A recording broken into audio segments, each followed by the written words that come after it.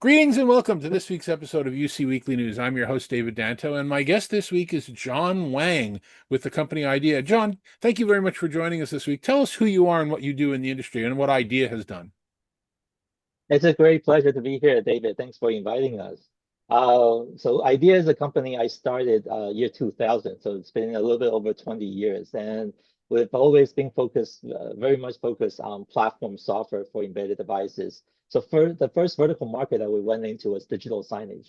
So I don't know if you remember back in about 2007, 2008, there was the time when huge TV cubes were getting replaced by flat panel displays. So that was the first wave where PCs that used to be comparatively small compared to a TV cube now becomes a bulk that sticks outside out of the flat panel. So we replace them with small embedded devices, Linux based at a time, and gradually Android based. So I would like to think of us as one of the first companies that introduced a compact Android media player back then. Well, I, We I had it, remember yeah, I remember those days. The exciting piece was it was literally a card module that would fit inside the back of the flat panel that was pretty much. optional. And then over the years, it became multiple different brands of those Oh flat yeah, panels would take the same card module. So there was starting to right, become, just the industry moving along in terms of growth and maturity that they were starting you're right, to go around single designs or a few single designs. right. That was back then. Intel came up with this open pluggable spec OPS card. That's probably what you were referring to. But then we had our great time. The massive adoption of digital signage. Then slowly, smart TVs came around. So some digital signage were now implemented on cheap, low cost, all-in-one TVs. So during that time, we found digital signage is still very much valued, very much needed in the corporate space. So we found a space where digital signage were used for space management, for flexible workspaces. That was also way before COVID. So in the past, I think 10 years, we've worked with a few professional services firms, helped them implement their flexible workplace technology to improve workplace efficiency, experience, etc. Then came COVID, but that was Okay, so really it was pause so there. yeah. Pause there for a Uh, second. We definitely COVID yeah. COVID could take up the next hour just on that. But before we get to COVID, let's have a quick conversation about digital signage because digital Sure. signage is the same as AV in collaboration, and it's different from AV in collaboration. It's kind of Right. a stepchild of the industry, but it's its own industry in that you can do It so is. much with a sign. I mean, the Oh typical yeah. utilization would be, wayfinding, lunch menus in a cafeteria, Right. Right. weekly announcements. Then we have digital signage that I installed in lobbies, so True. for art, for people to come in for notification Right. purposes. I was at the time, I was responsible for managing the largest digital signage ever externally in Times Square, where we had a Wow. large Okay. wraparound sign over the Yeah. Lehman Brothers building, and then that was bought by Wow. Barclays, and it's since been Uh-huh. surpassed multiple times over, with other installations, Wow. other places. But digital signage is sort of like I said, it's a standalone space.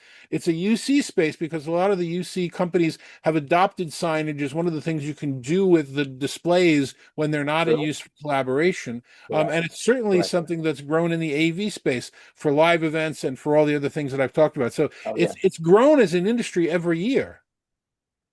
And it actually, there's a subsegment of it that we call do digital out of home that was focused on advertising. So it has its own business model, and there are multiple companies that came out of that space. So I have to say, digital signage was a very, very exciting industry at its peak.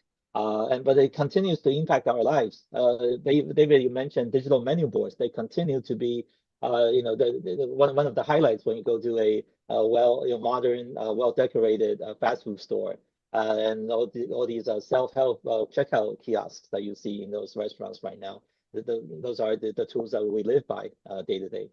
Yeah. And my good friend runs the Daily Do that he's been posting for a Ah, very yeah, long time. So I'm certainly familiar with that in terms of following up the space. All right. So now that brings us to the year 2000 2020 2021 and COVID, and now you can continue right. with your story there. Yeah, that was the saying. So COVID actually drove flexible workplace to its peak. It just, before COVID, it was the consulting companies, the financial service firm that had mobile sales forces or consultants that needed flexible spaces. But after COVID, everybody needed flexible spaces. Every company was adopting flexible work policy. So that really drove the demand for room booking devices to new heights. So in the corporate space, we consider these small screens that you find outside the meeting rooms, digital signage as well. Even though it does overlap with Teams devices, there's a Teams panel that's tightly integrated with Teams. But if you just look at the small screen outside the meeting rooms, they could do a whole lot more. Yep. No, absolutely. And the interesting piece that comes out of that is we were in a position where we were doing densification prior to COVID. We were getting Right. more seats and more people into smaller areas, and two to an office, four to an office. Forget the office, a long row of benches, and then since COVID, it's like I don't want to be near anybody. I'm going to be in a Right. shared space, but I've got to have my room and my flexibility, and I've got to have functionally usable space. So that was one of Yeah. the other major changes that happened then.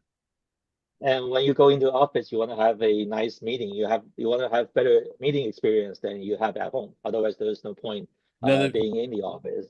Yeah, yeah, there's got to be a right. reason to travel in. You have to earn the commute, is what became up. So we're Exactly. talking about at this point now, we're talking about a concept of convergence, which is an overused word in the industry, but we need to talk about it. While the digital signage space is growing in corporate environments as well as retail and a lot of other environments, we also Hmm. had the growth of communication based on Android platforms. Android became a thing Right. where yes, you could do things that Windows based, you could do things that are Linux based, but Android was easier. It became essentially an appliance to work on it, but that introduced other problems, and the problems that one of the many problems is security. There were a number of companies that wouldn't touch Android, even lock down Android because they were afraid of That is managing true. security. And then you get firms like Zoom and Microsoft were having problems keeping up with the multiple versions of Android based on AOSP in the wild. And because of all of that, and for other reasons as well, Microsoft came out with this concept of MDEP, which is the Microsoft Device Ecosystem Platform, which we've written a very large white paper about that's available to our subscribers. I know that you've seen it, but the bottom line from the perspective of this conversation is it took all those different versions of Android and it made them essentially one single Microsoft managed version of Android for the good or the bad. They're managing security. Maybe that's a great thing. Maybe that's a terrible thing looking at some of Microsoft security issues, but it's good that there would be one standard format. And the first use of it was in collaboration. So we're starting to see the Jabra Panicast VBS 40 Uh-huh. was the first device Yeah. to come out with an MDEP based piece, and most of the other manufacturers, not all, but most, have signed on to that platform as well. You Hmm. had an announcement at this past InfoComm that yours was going to be, or your idea was going to be the second ever use of MDEP, something outside of collaboration. So why don't you give us some background on that? Yeah, David. So as I described early on, when we were moving away from PCs into these embedded devices, one of the big thing that we missed was the unification, the unified platform, the consistent platform that Windows offered back then. So there were multiple vendors, each creating its own little embedded box, either with Linux or with some sort of an Android. That created a huge problem. If you speak to any one of the CMS, the content management software companies that made software to drive content on these displays, they had to tackle dozens of devices to make sure their software is compatible with all the boxes out there. It's not different from the problem that Teams is having or Zoom is having today with the Android devices prior to MDEP. But digital signage was such a fragmented industry that really there's no one there to set one unified standard. So we're really, really glad when we saw MDEP this version of Android coming out of Microsoft, immediately we saw that as a savior to the problem that we're having in the digital signage space. So we approached Microsoft late last year. We spoke to them about how much MDEP could be needed outside of the team's space, outside of the meeting rooms. And literally, if you look, you break open the meeting room and look everywhere else in the corporate building, there's so many places where a screen is today running a version of Android that could be, more ruggedized, fortified if it's running on MDEP. So you mentioned earlier, it could be the wayfinding kiosk in the building. It could be the visitor management kiosk. It could even be the interactive whiteboard inside training rooms. Many of these are running on Android today. So the idea we worked with Microsoft was, why don't we bring MDEP to this part of the industry where we know there's a huge demand for devices like that. So very quickly, we were accepted as a member of the MDEP ecosystem in February. It was announced at ISE. And in the 4 months between ISE and Infocom, we worked out a few scenarios and business proposals with the Microsoft MDEP team. And at Infocom, yes, as you said, it was announced that now MDEP will expand beyond Teams devices to cover interactive and non-interactive displays. So that includes the variety of formats that I mentioned earlier. There was a huge highlight of Infocom, as you also indicated in your reports, and it was very, very well received. We're now working with multiple companies in this preview phase that Microsoft calls it, to establish the foundations of what MDEP needs to include in order to be a proper platform for digital signage. What does and I don't mean from a financial standpoint, I mean from a functional standpoint, what does the business model look like? What are you doing with the platform? How are you working with other organizations, and what other companies or organizations, what types are you working with? So our role in the MDEP ecosystem, initially, we're brought in as a platform software partner. That was the wording of the original announcement. So Microsoft, even though we made media players for digital signage, but really we focus on the middleware that was the foundation of all the hardware devices that we built. And that actually differentiates us from a lot of the other players in the market.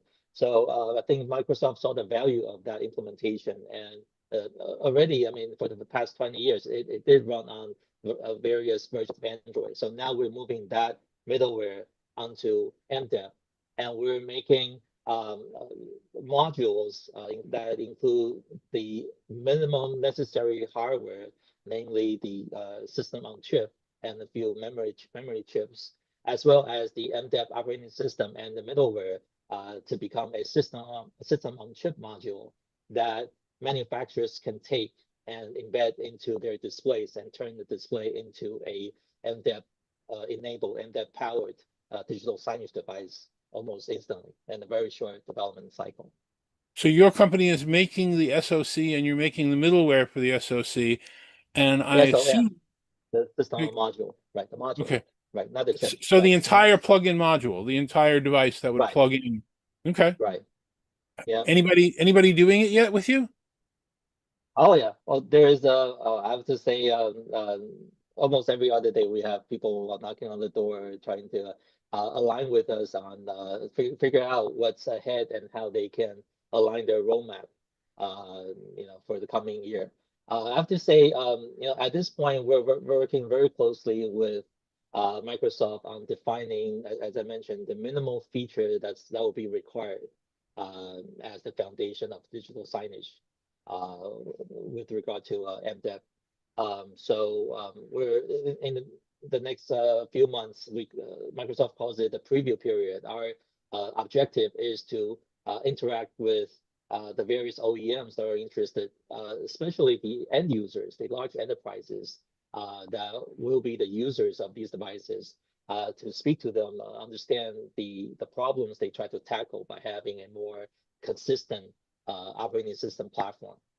So during this process, we'll finalize on what digital signage on MDEP will look like, and ready for launch, I believe, first half of next year.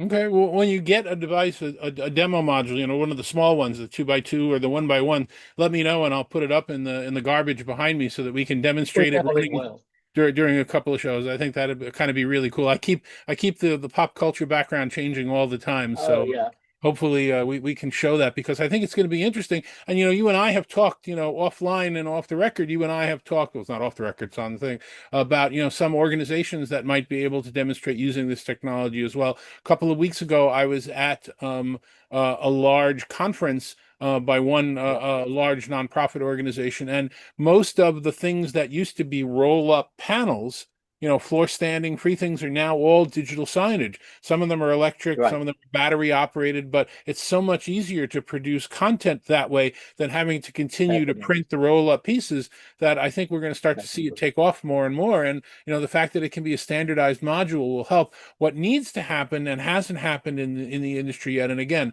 convergence. This is the convergence of Hmm. DV-LED of any size with multiple processors that wrap around and curve and everything else. Right. What we don't have are any consistent size templates. So a small organization that wants to continuously produce for various size walls has no way of saying this is the pixel The ratio of the standard small and format. the medium. You're right. So that standardization needs to exist. Maybe not for everybody. If you're doing a motion wall, then the sky's the limit. But if you're a small company and want to be using these technologies, some standardization will help. David, I'm not sure if you knew this. Back in the very early days of digital signage, there was this organization called Popeye. I think it's called the Point of Purchase Advertising International. I'm not sure if that organization still exists. They supposedly were the company that set standards around poster sizes for point of sale advertising. So let's say you're Coca-Cola, you want to print 100,000 posters and place it everywhere globally. There are standard formats that they will adhere to that are set among the advertisement industry. We are hoping that something like that will come out for digital signage. Hopefully, after Microsoft unifies the underlying platform, we could, layer by layer from consensus all the way through the content and user experience. Yeah, it'll probably have to be one of the processor firms that takes the lead on that, because they're the ones that are producing, the odd pixel shapes. And I'm not sure who will step up. I don't know if we can get a consortium going, but it's another thing that Infocom, as an organization, could do as well, AVIXA. But Right. True. they tend to not work on standards as much as they should, and I'll leave it at that. All right, so then Yeah, what can with the we expect from you and IDEA over the course of the next, couple of quarters? So we continue to discuss with partners who are interested to join this digital signage on MDEP preview program. So if any company is interested in either building a device running MDEP in the space of digital signage, or getting their software run properly across all the MDEP powered digital signage devices, please talk to IDEA, get in touch with us. And we would love to share with you what we have in planned. And for the time being, we'll be under NDA, but we definitely have big plans to launch it once everything solidifies. So we're looking at early next year to make all this public. So then the last question would be, how can people get in touch with you? What's the best way to do it? So visit our company website at www.iadea.com, or you can email me at john.wang@iadea.com. John, thank you very much for joining me on this and giving an explanation. I'm certainly going to have you back on as you get out from NDA and we have some more announcements. And like I said, we can show some things off. I'll probably see you at ISE, if not at CES before that. CES would be a great opportunity to show off some of the stuff. I don't know if you're talking to those people, but Yeah, we can certainly help you get in touch with them. And great. like I said, thanks very much for the preview and the information. It's a great pleasure to be here, David. Thank you. Thank you. Have a great day. And thank you very much for watching this every week. For everyone at Talking Points, I'm David Danto. Thanks for watching. We'll see you next week.